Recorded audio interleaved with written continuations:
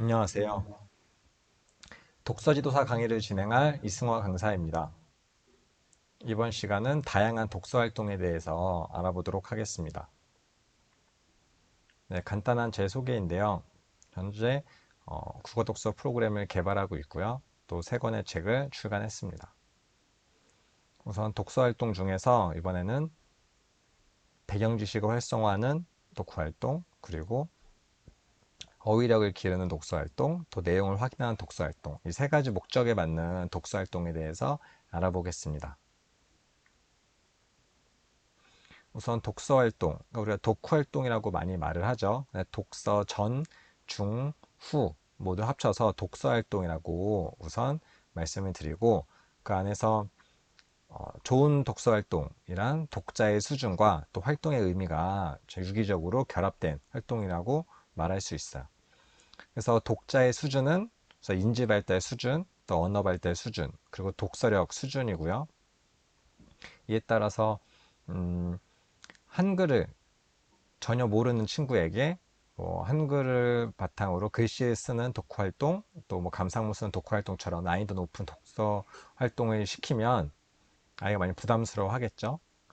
그래서 아이의 기본 수준에 맞는 그런, 특히 영유아 친구들은 많은 그림으로 표현을 한다거나 대화나 듣기 통해 의사소통으로 중심을 한다거나 그런 식으로 아예 독자의 수준에 맞는 그런 독후 활동을 진행하게 되고, 또 인지 발달로도 바로 드러나는 사실적인 내용을 기반으로 이제 점점 이제 추론적이고 추상적인 것을 알아가는 거기 때문에 이제 그 나이에 맞는 아이의 인지 발달에 맞는 이제 독서 활동을 진행하는 게 중요합니다.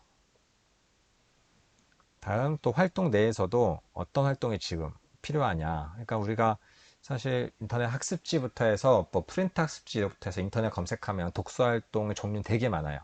굉장히 많은데 이 중에서 어느 걸 골라서 어느 작품에 연결을 시킬 거냐, 그게 되게 중요하거든요.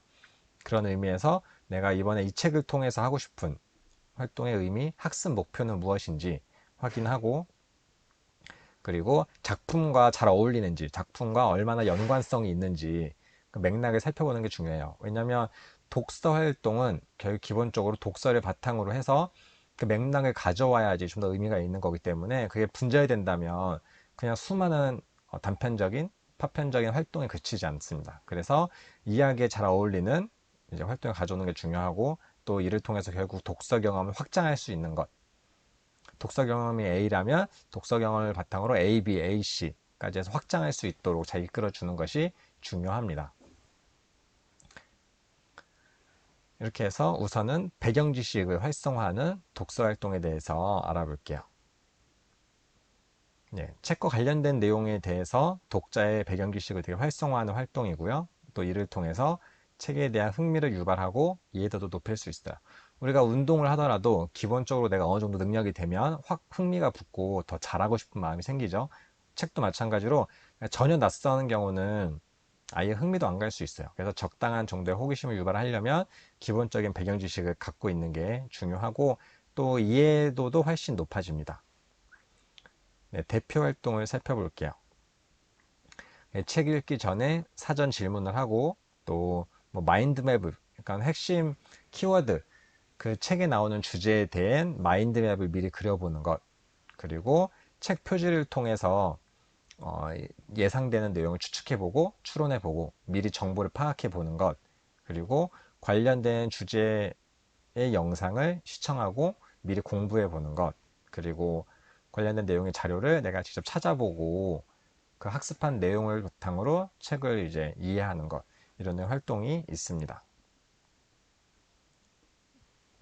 한번 구체적인 작품을 통해서 예로 살펴보겠습니다. 네, 조금만 불편하면 지구가 안 아파요 라는 책인데, 사전 질문으로 지구가 왜 아플까요?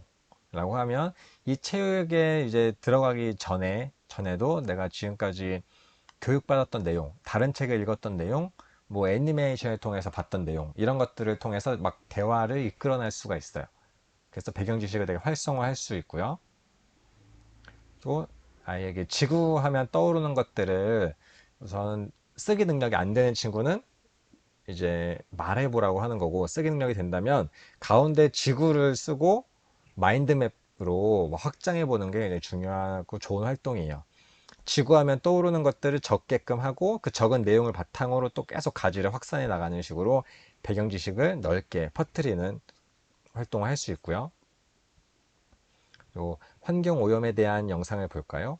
그래서 우리나라, 내가 지금 살고 있는 동네 외에는 잘 모르는 경우가 많은데, 지금 뭐 아프리카나 이제 정말 자연에 등지고 사는 나라들이 극심한 피해를 겪고 있고, 특히 우리가 다큐 같은 거 보면 뭐 북극곰이 살 곳을 잃었다거나 이제 호주에 뭐 정말 야생동물들이 살 곳을 잃었고 뭐 이런 것들을 영상을 통해서 보면 와닿는 느낌이 달라요. 그런 것들을 미리 보고 이해도를 높일 수 있고요. 그리고 표지에서 이제 보면 소녀가 뭐 들고 있어요. 이런 내용들을 보면서 이게 뭘 들고 있을까?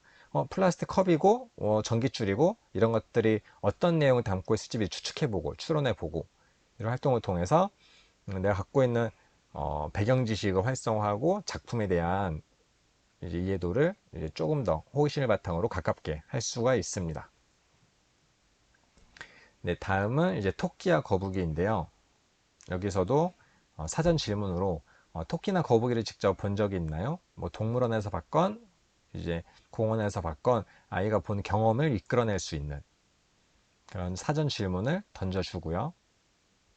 그리고 경주에 대해서 경주를 직접 유치원에서 해봤건 학교에서 해봤건 달리 경주에 대해 봤건 집에서 뭐 TV로 보았건 여러 가지 어떻게 하는 건지 아이가 갖고 있는 배경 지식을 활성화 시켜주는 거. 그러니까 경주는 이런 것이야 라고 알려주기 전에 아이의 경험을 이끌어내는 거고요. 그리고 토끼하고 거북이하면 무엇이 떠오르는지. 그래서 토끼 마인드맵처럼 토끼를 가운데 놓고 토끼가 먹는 건 무엇이고 사는 거는 어디고 토끼 생김새의 특징은 어떻고 뭐 어떤 소리로 울고 이런 것들을 자유롭게 배경 지식을 확산해 줄 수 있는 마인드맵 활동을 하면 좋고요.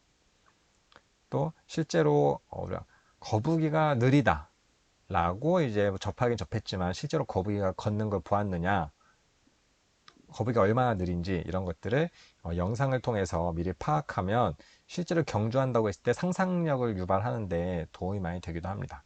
그래서 이런 활동을 통해서 배경 지식을 활성화할 수가 있어요. 다음은 이제 어휘력 기르기 활동입니다.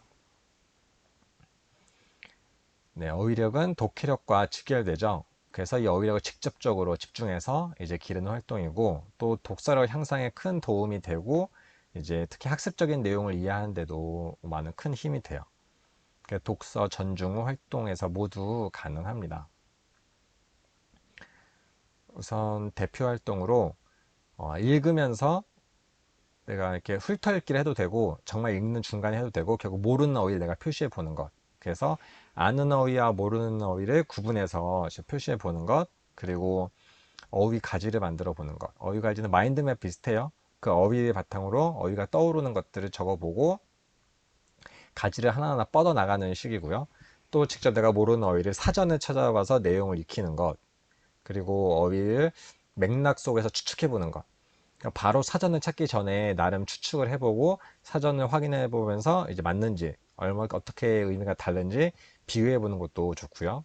또 그 어휘에 대해서 비슷한 말과 반대되는 말을 비교해 보는 거. 그리고 뭐 어원을 확인해 본다거나 자유롭게 이제 활용 여러 가지 수식을 통해서 이제 덧붙거나 확 이제 합성어 등으로 해서 활성화되는 거. 다양한 어휘들이 확산되는 거. 그런 것들을 직접 찾아보는 것도 굉장히 유의미한 활동입니다. 그래서 구체적으로 심청전을 통해서 살펴볼게요. 심청전을 읽으면서 낯설고 어려운 어휘, 내가 잘 모르겠는 어휘를 한번 표시해 볼까요? 이것도 단계별로 하면 좋아요. 전혀 모르는 거, 좀 알겠는데 정확하지 않은 거, 그런 것들을 이렇게 구분해 보는 거, 직접 어려운 어휘를 표시해 보고요. 또 여기 예를 들어서 심청전에 공양미, 삼백서 이런 이야기가 많이 나오죠. 그래서 공양의 뜻을 한번 추측해 볼까요? 그리고 이제 맥락을 통해서 이야기 맥락을 통해서 추측을 여러 가지로 해보고 그 추측해 본 내용과 내가 사전을 찾아본 내용을 이제 비교해 보는 것. 그래서 초등학교 저학년까지는 이제 사전을 찾는 게 교과서에 수록되어 있기도 하고 뭐 인터넷 검색이 편하긴 하지만 직접적으로 사전을 찾아보면서 공양, 공양 막 이렇게 하다 보면 그 자체가 내 어휘를 되새김질하는 효과가 있어요. 그래서 저한테까지는 사전을 갖고 있는 게 더 많은 도움이 되고, 또 사전은 주변 단어들도 같이 나와요. 그래서 그런 활동을 통해서 공양의 뜻을 추측해보고 사전 찾아보고 또 근처에 있는 다른 사람들 어휘들을 또 알아보고 이렇게 어휘 학습을 확장해서 진행할 수가 있고요. 다음은 우리가 알아본 어휘를 바탕으로 문장을 만들어 보는 것. 그래서 어휘는 결국 문장 속에 포함되기 때문에 내가 예시 문장을 잘 만든다면 그 어휘의 의미를 잘 파악한다고 할 수 있어요. 또 그리고 어휘도 여러 가지 뜻이 있는 경우가 있죠. 뭐 네이버 검색어로 따지면 1번 뜻, 2번 뜻, 3번 뜻 이런 경우가 있기 때문에 그에 따른 예시 문장을 통해서 아, 이렇게 의미가 조금씩 다르구나 이런 것들도 파악해 볼 수가 있습니다. 다음은 이제 또 공양을 다른 말로 바꿔보는 것. 그래서 공양이라는 의미를 대체할 수 있는 다른 내가 아는 어휘 안에서 무엇이 있을까? 그런 것들을 서로 찾아보는 활동을 통해서 구체적인 어휘력에 집중된 독서 활동을 할 수 있고요. 다음은 이제 또 비문학 책. 조금만 불편하면 지구가 안 아파요. 라는 책을 바탕으로 한번 알아볼게요. 여기서도 낯설고 어려운 어휘를 표시해 보고, 그리고 또 여기 절약이란 단어가 있다고 했을 때 그 절약의 뜻을 한번 추측해 볼까요? 뭐 내가 많이 들어서 알 수도 있고 이제 주변 문장 맥락을 통해서 추측해서 맞출 수도 있죠. 또 직접 사전을 찾아보고 이런 활동을 같이 병행해서 해보고요.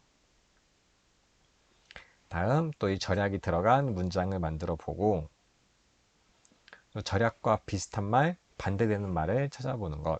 그래서 또 한자로 되는 말들은 또 어원도 있죠. 어원 찾아보고 또 이렇게 계속 관련된 어휘들을 찾아서 정리하다 보면 나만의 어휘 노트를 갖고 있다 보면 나중에 학습 독서로 가는데도 굉장히 큰 도움이 돼요. 그래서 요즘에 교과서를 못 읽는다 이런 말도 많이 있는데 이렇게 내 어휘력이 부족해서 못 읽는 경우가 많거든요. 그러면서 어휘력을 집중적으로 기르는 이 독후 활동이 많은 도움이 됩니다.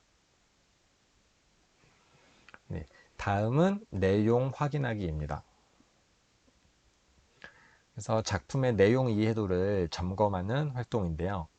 이게 사실적 독해 과정에서 이제 얼마나 사실에 충실하게 이해하는지 진단하고 또 얘가 알고 있는 내용을 잘 정리할 수가 있는 활동이에요. 네, 대표 활동은 독서 퀴즈 하기. 그래서 우리가 독서 퀴즈 대회, 뭐 독서 퀴즈 골든벨 이런 식으로 이제 도서관에서도 행사를 많이 해요. 그래서 우리가 아이가 얼마나 작품을 이해했는지라고 확인할 수 있는 척도가 이제 대표적인 게 이런 내용을 확인하는 거기 때문에 퀴즈 형식으로 진행되는 경우가 많아요. 그래서 한때 뭐 독서왕 선발대회 이런 거 하면 책에 있는 내용 뒤에 이제 문제지가 같이 담겨 있어서 그 문제를 풀면서 얘가 어느 정도 책을 이해했는지 확인하기도 했었어요. 그래서 내용을 확인하는데 퀴즈 형식이 많이 있고 또 아이도 참여도를 높일 수 있어. 아이도 손 들고 대답하게끔 하고 아 맞았다 틀렸다 뭐 누구는 맞췄고 누구는 틀렸다 이런 경쟁 구도도 이제 아이의 흥미를 유발할 수 있는 요소이기 때문에 독서 퀴즈 하기도 많이 사용이 되고요. 다음은 이제 육하 원칙으로 정리하기. 육하 원칙은 이제 의문사 6가지를 바탕으로 해서 내용을 정리하다 보면 술술 좀 체계적으로 내용이 정리가 돼요. 그래서 그냥 내용 정리해봐 라고 했을 때 좀 딱딱할 수 있는데 왜, 어디서, 뭐 어떻게, 무엇을 뭐 그런 식으로 이제 누가 뭐 이렇게 하나하나 퍼즐을 채워나가는 식으로 내용을 정리하는 것도 이제 좋은 툴이고요. 다음은 직접적으로 내용을 요약하고 요약한 것도 꼭 말로 해도 되고 글로 해도 되고 여러 가지로 내가 읽은 내용을 내가 스스로 재구조화하는 과정이기 때문에 중요합니다. 그리고 작품의 중심 생각, 주제를 내가 파악해 보는 것. 그 내용 확인하기의 꽃이라고 할 수 있죠. 한번 구체적으로 작품을 통해서 살펴보도록 하겠습니다. 네, 조금만 불편하면 지구가 안 아파요. 이 책을 읽고 나서 그래서 지구는 왜 아프다고 했나요? 그래서 독서 전이라면 지구가 왜 아플까요? 라고 했을 때 내가 기존에 있던 배경 지식을 통해서 막 이야기를 던진다면 내용 확인하기는 기본적으로 독서 후 활동이라고 할 수 있어요. 왜냐하면 독서한 내용을 점검하는 거니까. 그래서 지구는 왜 아프다고 했나요? 아픈 이유가 여러 가지더라도 이 책에서 소개된 내용을 우선적으로 이야기를 해야 돼요. 그 나머지는 나의 배경 지식은 플러스 알파로 둬야겠죠. 그래서 책 자체가 답안지고 애가 잘 모르겠어요 하면 책에서 다시 찾아볼 수 있는 그런 질문들을 통해서 책의 내용을 이제 얼마나 이해했는지 확인하는 겁니다. 그리고 책에서 중요한 단어 세 가지를 골라 볼까요? 책에서 계속 반복되는 용어들, 뭐 보호, 뭐 환경, 뭐 절약, 뭐 이런 식으로 여러 가지 키워드들이 있을 때, 이게 중요한 말이구나. 그래서 이 책에서 강조하는 내용이구나. 반복돼서 언급되는구나. 이런 것들 아이가 판별할 수 있는 거. 그래서 중요도 판별이 나중에 자체적으로 이제 메타인지부터 시작해서 내가 어느 걸 알고 어느 걸 모르고 어느 것이 좀 다른 것보다 중요하고 어느 것에 선택과 집중을 해야 되는지 판별하는데 도움이 많이 돼요. 그래서 여기서 내용 이해하는데도 이 작품에서 중요한 단어, 키워드 중심 독서할 때 한번 골라보는 활동도 이제 유용하고요. 다음은 이제 책의 내용을 5문장으로 정리해 볼까요? 뭐 한 문장, 두 문장, 세 문장, 뭐 여러 가지 조건은 다르게 할 수 있는데 아이가 어떻게든지 책의 내용을 스스로 정리할 수 있게끔 정리할 수 있는 기회를 여러 가지 이제 구조를 통해서 만들어 주는 거예요. 그래서 책의 내용을 스스로 요약하고 정리할 수 있는 굉장히 중요한 능력이기 때문에 그것을 한번 확인해 보는 거고요. 그리고 다음 작품의 중심 생각은 무엇인지. 여기서는 결국 우리가 조금 불편하더라도 지구가 아프지 않게 해야 된다. 이런 중심 메시지가 있는데 아이가 그것을 받아들이는지 그 내용을 이제 알고 나서 내가 실천하지 않을 수 있죠. 그거는 이제 이후에 다른 활동에서 점검할 문제고 여기서는 이 작가가 무슨 이야기를 하고 싶은지 그걸 내가 제대로 이해하는 것 그걸 확인하는데 중요한 질문이에요. 그래서 중심 생각, 중심 메시지, 주제는 무엇인지 확인해 보는 거였고요. 네, 다음 작품을 통해서 또 한번 살펴볼게요. 심청전입니다. 네, 이런 이야기 속 여러 인물들이 나오는 거에서는 인물 관계도를 그려보면 이해하는 데 도움이 많이 돼요. 특히 많은 아이들이 이제 혼란스러워하는 건 이야기 이해, 스토리 이해를 혼란스러워하는 경우 중에 하나가 인물이 섞여서 이 사람은 얘 누나였나 형이었나 둘이 사이가 좋았나 나빴나 이 캐릭터가 어떤 캐릭터였지? 라고 하는 것을 제대로 파악하지 못하면 일어나는 사건들에 대한 개연성을 부여하지 못하게 돼요. 그런 의미에서 어떤 인물 관계도를 내가 이해하기 좋게 관계들을 구조를 해놓으면 앞으로의 사건과 여러 가지 핵심 주제를 이해하는 데 큰 도움이 되고 특히 어른들도 마찬가지예요. 특히 러시아 소설 같이 조금은 이야기가 좀 길고 조금은 이제 인물들 이름이 길고 어렵고 좀 낯설고 이런 사람들은 읽다 보면 막 헷갈려요. 얘가 어떤 사람이었지? 나왔던 것 같은데? 그래서 그런 거를 적으면서 나름의 관계도를 그려가면서 하면 이 장편 같은 것도 읽을 때 훨씬 수월하거든요. 조금 내용을 이해하고 싶고 좀 치밀하게 공부하고 싶을 때는 인물 관계도를 그리면 성인들도 좋습니다. 그래서 관계도를 통해서 내용을 구체적으로 인물을 확인할 수 있고 또 이제 여러 가지 사건들이 있죠. 특히 심청전에서는 인당수의 심청에 빠지는 사건, 뭐 이런 거 여러 가지 사건들을 육하 원칙에 맞춰 정리해 보는 것. 누가 빠졌니? 심청이요. 왜 빠졌니? 근데, 왜 빠졌지? 여기서부터 막히는 친구들이 많아요. 그랬을 때 책의 내용 이해도를 바탕으로 해서 이런 신봉사와 이런 사건이 있었고 이런 공양미 300석을 마련하기 위해서 심청이가 이런 선택을 했구나. 이런 것들을 계속 확인을 해보는데 육하 원칙이 큰 도움이 되고요. 그리고 이런 역사적으로 좀 시간적 요소, 뭐 공간적 요소를 좀 찾아봐야 될 작품들이 있어요. 왜냐면 배경이 옮겨 있을 때 이해도가 굉장히 떨어지는 경우가 있습니다. 특히 뭐 누리과정부터 특히 유치원 과정부터는 here and now 해서 지금 여기 아예 이제 가까운 뭐 학교나 가정, 뭐 형제 이런 중심으로만 이해를 해왔기 때문에 결국 우리가 다른 시간적 이야기, 다른 공간의 이야기를 하는 데는 많은 추상적인 맥락적인 이해가 필요해요. 그래서 그런 거를 차근차근 도와주는 게 작품에서 나오는 여러 가지 요소들, 지금은 쓰지 않는 도구들, 지금은 쓰지 않는 말투, 지금은 이제 쓰지 않는 여러 가지 환경들 이런 것들을 차근차근히 이해해가는 게 좋아요. 그래서 어렸을 때도 뭐 민속촌이나 옛날 이야기들을 접하는 이유 중에 하나가 나의 이 공간적인 시간의 공간에 갇혀 있는 이제 이해도를 넓혀가는 데 큰 도움이 돼요. 그래서 그런 요소들을 책에서 직접 찾아보고 이를 통해서 이해도를 높일 수가 있습니다. 또 이 작품이 주는 교훈, 메시지, 이해. 그래서 심청이 행동을 통해서 우리가 효에 대한 메시지를 책에서 주고자 해요. 근데 그거를 내가 뭐 다르게 해석할 수 있고 비판할 수도 있어요. 근데 그거는 나중 문제고, 기본 사실적 독해에서는 내용을 제대로 확인하고 메시지를 이해했는지, 그런 교훈이 나에게 어떻게 와닿는지, 그런 것들을 파악해 보는 게 중요합니다.